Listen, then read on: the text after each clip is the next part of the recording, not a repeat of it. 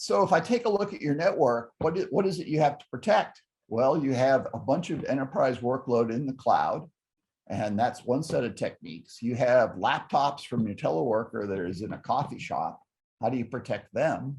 You have your traditional network, and then you have your Internet of Things. That could be heating, that could be air conditioning, that could be lighting. That's an area of your network exposure that most people don't pay attention to, but is one of the really important emerging threat vectors. You might say, well, I don't have any Internet of Things. Well, in your home, if you have, Wi-Fi routers, or if you have file servers, or if you have a Chromecast device, you've got an Internet of Things. This is just a few examples. I met a hacker in Portugal once. He said, the best thing to attack in a home network is a file server. It's always on, has lots of space to store things, and it probably is based on an old OS with known vulnerabilities. So I start there. Your TV set is downloading buttons using HTTP. And I didn't slur that and miss the S at the end. There are a bunch of TVs out there that the menus are coming down via HTTP. So that could easily be spoofed. So even in the home, it's an important thing. In your organization, you have printers.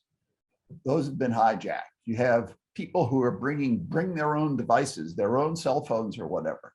They have heating and air conditioning.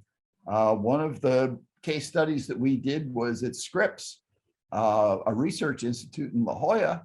And one of the things that got infected there was the access control for their biosafety lab. Sounds scary?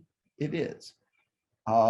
Maintenance, another vector, well known. So you have IoT in most organizations today. If you want to be really scary, you can think about your hospital.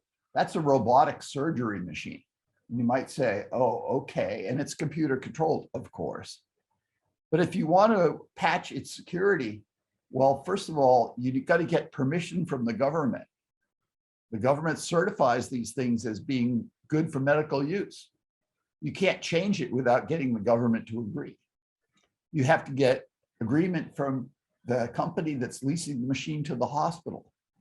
Oh, and you need the patches in the first place. So, there's a bunch of scary stuff that's out there. And so one of the things that this means is that you may want to have different rules for the part of your network that's handling these Internet of Things devices than you do from the part of your network that's full of computers that have antivirus.